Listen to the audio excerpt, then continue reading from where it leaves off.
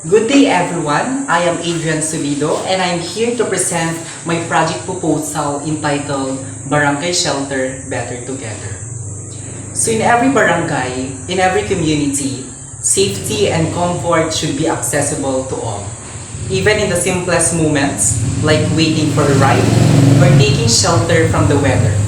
So in Barangay Katdungan, San Juan, La Union, the need for a designated waiting area has become more evident, especially during sudden downpours or under the scorching sun. So here in our barangay, and based on my experience as a commuter, napakahirap maghintay ng mga sasakyan, tag-ulan man or tag-init, lalo na at wala kang masisilungan. So this project aims to build a simple yet durable waiting shed in Barangay Katdungan to improve the daily experience of our residents while they wait for transportation or take shelter. And next is the executive summary. So the project shelter or the barangay shelter Better Together is a community-driven initiative that aims to construct a waiting shed in Barangay Katdungan, San Juan, La Union. So these structures will serve as a safe and comfortable space for residents waiting for transportation or seeking shelter from the sun and rain.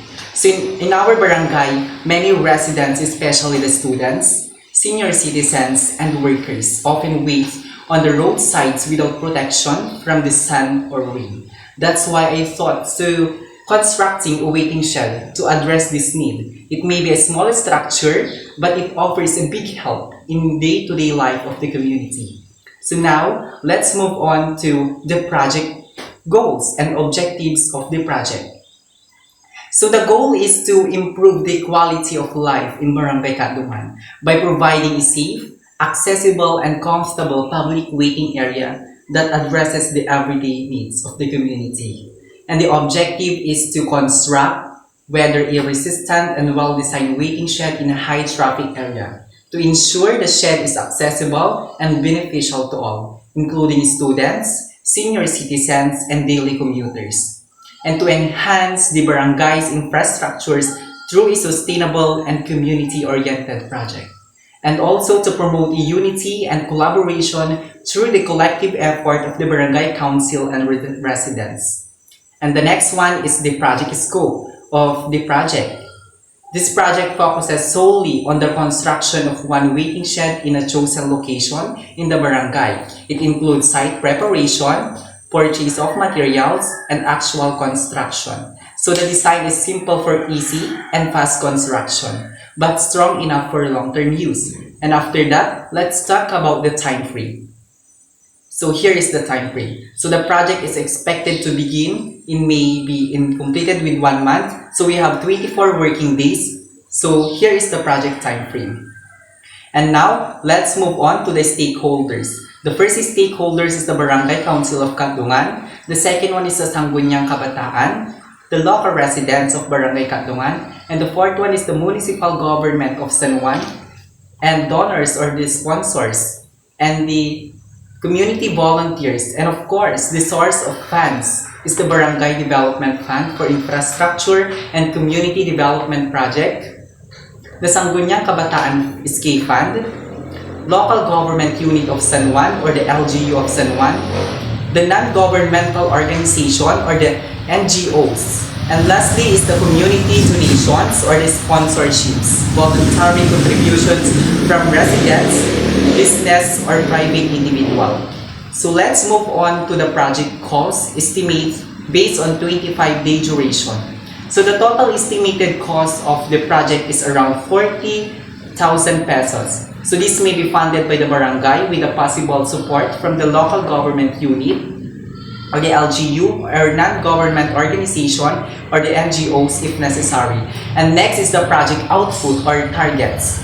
So a newly constructed waiting shed that provides comfort and protection for residents, commuters, and students during hot or rainy weather. A safe, clean, and accessible space that promotes orderliness in public areas, increase in community involvement, and cooperation through collective efforts in the planning, funding, and implementation of the project. So a small yet meaningful contributions to barangay beautification and service improvement. and the model projects that may inspire more low-cost, high-impact initiatives in the barangay. And the project feasibility, the cost is the construction expenses, the materials such as hollow blocks, cements, steel bars and roofing sheets, paint and tools, including labor wages, permits and approval, the minimal fees for barangay clearance or government construction permits, the local utilities, the maintenance and repair, so occasional repainting and general upkeep to ensure long-term durability. So here is the benefits naman. So safe waiting area, community convenience, barangay improvement, and low maintenance. So encourage order and cleanliness. And now let's move on to the possible risks and mitigation strategies. So the first risk is to construction delay due to bad weather. So ito yung mitigation nito, to allocate buffer days and plan based on weather forecast. So the second risk is the shortage of construction materials. So ito naman yung mitigation, to ensure accurate procurements and proper estimation of the supplies. So the aligned sustainable development goal is the SDG 11, or the Sustainable Cities and Communities. So the project Barangay Shelter Better Together supports SDG 11 by promoting the development of safe, accessible, and inclusive public spaces. Building a waiting shed provides a secure and comfortable area for residents, especially students, senior citizens, and daily commuters. It enhances the livability and organization of Barangay Katungan, making the community more resilient, sustainable, and people-centered. And finally, to conclude, the Barangay Shelter Better Together project is a symbol of compassion and unity. With everyone's support, I believe this will become a reality for the comfort and safety of all residents of Barangay Katungan.